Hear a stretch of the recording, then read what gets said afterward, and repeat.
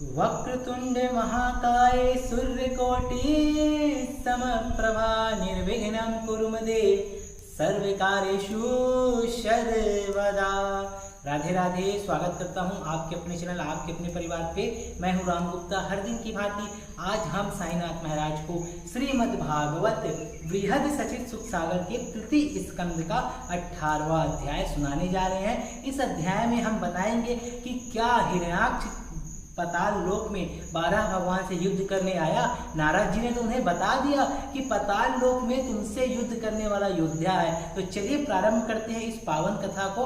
आप लोगों से पुनः आग्रह, चैनल पे नए हैं तो चैनल को सब्सक्राइब कर लीजिएगा, बेल आइकन को ऑन कर दीजिएगा ताकि सर्वप्रथम इस महाग्रंथ का पाठ आप सभी सुन सकें। 18वां अध्याय है हिरण्याक्ष का पाताल को जाना और 12 भगवान द्वारा उसका वध होना। जी हाँ, मैत्रेय ऋषि बोले कि हे विदुर जी, नारद के मुख से यह खबर पाकर हिरण्याक्ष श्री नारायण जी से लड़ने के लिए पाताल को चल दिया।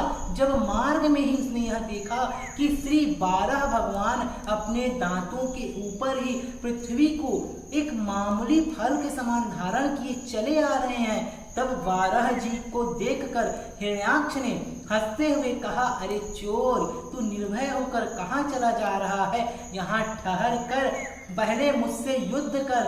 अब तक मैंने 12 स्वरूप पृथ्वी पर ही देखा था, परंतु आज मुझे आश्चर्य है कि मैं उसे जल में भी देख रहा हूँ। क्या तू मेरा डर नहीं करता, जो मेरे पितामह की छाती इस पृथ्वी को, जिसे हमने पाताल में रखा था, इस तरह चुरा कर लिए जाता है? अब मेरे हाथों से तेरी जान किसी तरह नहीं बचेगी। अब मैंने जान लिया कि नारायण तेरा ही नाम है। तूने ही अनेकों बार अवतार धारण कर मेरे दैत्य बंधुओं का संहार किया है, अतः आज मैं तेरे प्राण लेकर उन सब का बदला चुकाऊंगा। इसके बाद मैं उन साधु महात्माओं एवं ऋषि मुनियों को मार डालूंगा जिनके द्वारा किए गए यज्ञ, हवन, जप, तप आदि से तुझको शक्ति प्रदान होती है।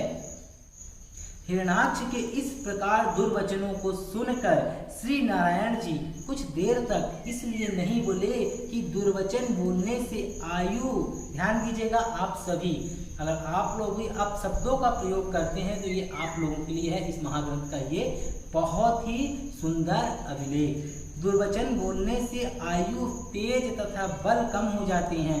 जब 12 जी ने यह जान लिया कि दुर्वचन कहने के कारण हिरण्याक्ष का बल एवं तेज क्षीण हो गया है, तब वे अपनी माया द्वारा पृथ्वी को जल पर रखकर उससे इस प्रकार कहने लगे कि हे हिरण्याक्ष, वास्तव में मैं जल का ही शुकर हूँ, परंतु मैं तुझे जैसे सिंह बनने वाले गांव के कुत्तों की खोज में सदैव घुमा करता हूँ। जिसकी मृत्यु समीप आ जाती है उसे भले बुरे का कुछ विचार नहीं रहता। यदि यह पृथ्वी तेरे पूर्वजों की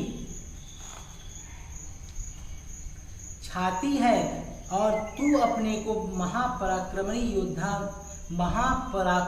योद्धा समझता है, तू तो देख, मैं इस पृथ्वी के लिए हुए तेरे सामने खड़ा हूँ। इसलिए अब तू पहले मेरे ऊपर अपनी गदा का प्रहार कर ले, तब मैं तेरे ऊपर अपनी गदा का प्रहार करूँगा। तूने यह बात भी सत्य ही कही कि मैंने सहस्त्रों बार अवतार लेकर पृथ्वी का भार उतारा है और वही अवस्था तेरी भी होने वाली है। श्री 12 जी के द्वारा कहे गए इन वचनों को सुनकर हिरण्याक्ष जो था अत्यंत क्रोधित हो गया और उनके ऊपर अपनी गदा का प्रहार करने लगा।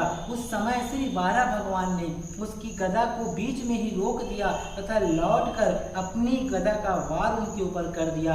इस प्रकार दोनों ओर से गदा युद्ध होने लगा।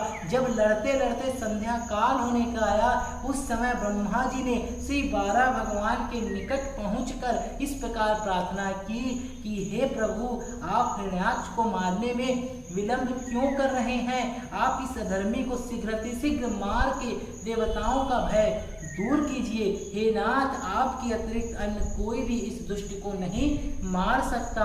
ब्रह्मा जी द्वारा इस प्रकार स्तुति किए जाने पर श्री नारायण जी ने हिरण्याक्ष को लक्ष्य करके गदा का एक ऐसा प्रहार किया जिसके लगते ही उसकी तुरंत मृत्यु हो गई।